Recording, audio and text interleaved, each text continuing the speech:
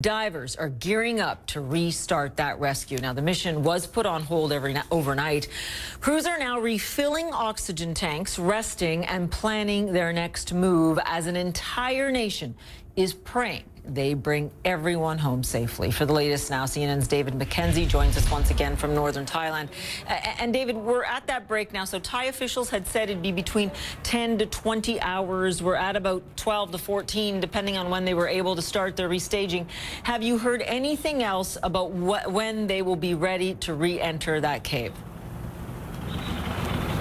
Well, we can assume that if they do pull the trigger today, it will be now or very soon that they'll be making their way through those hazardous tunnels. And I want to bring you some new video from the dramatic rescue operation that really surprised everyone about how it seems it went off without a hitch, which is a relative term, of course, because of the extraordinarily difficult nature of this extraction. Divers, rescue workers, they had to pull the boys from the cave, one taken on a helicopter that flew overhead, others streamed down this road in ambulances. And in the mountain behind me, in that cave system, again, there'll be this drama unfolding as this international team of divers linked up with their Thai Navy SEAL counterparts will be submerging, arriving at those boys. They'll make the difficult decision, if it hasn't already been made yet, of which boys will go through today and which will have to stay if they follow the same pattern that they did yesterday, with two boys emerging kind of 10 minutes apart. 2 hours later, another two boys 10 minutes apart. They've practiced this. They've drilled this. They've got teams from all over the world to execute it. Now they need to see if the rain overnight didn't make enough of an impact, whether they can do it all over again. Paula? And we certainly hope they can, David. In terms of the four boys that were taken out, what do we know about their condition and what is going on with them now as they remain in hospital?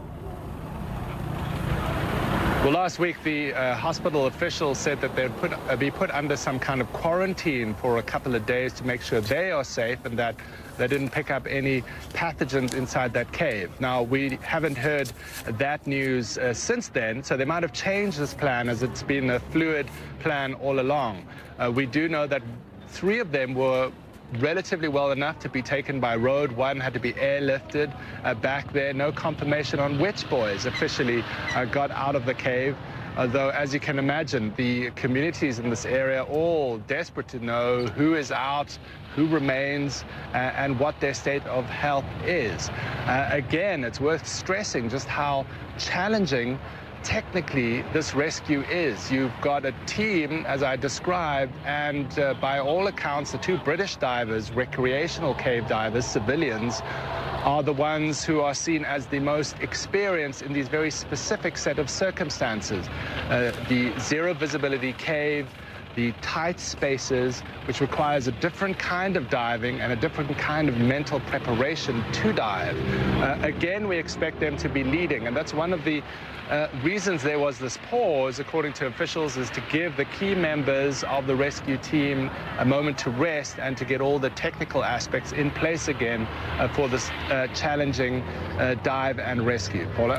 David, we've been told again and again how important the drilling is in terms of drill for this, drill for that, make sure that you understand the adversity that you may face in those caves. How will that change and how will their preps change now that, and I'm thankful to see that the rain has not started behind you yet, but how will it change as we await, unfortunately, more rain in the forecast? Well, that depends. I mean, the worst case scenario for the boys would be that there's so much rain that they have to pause the rescue attempt completely because the inundation or necessarily the flow of the water there in the cave system is too rapid or too challenging for them to negotiate. That would be possibly the worst case scenario.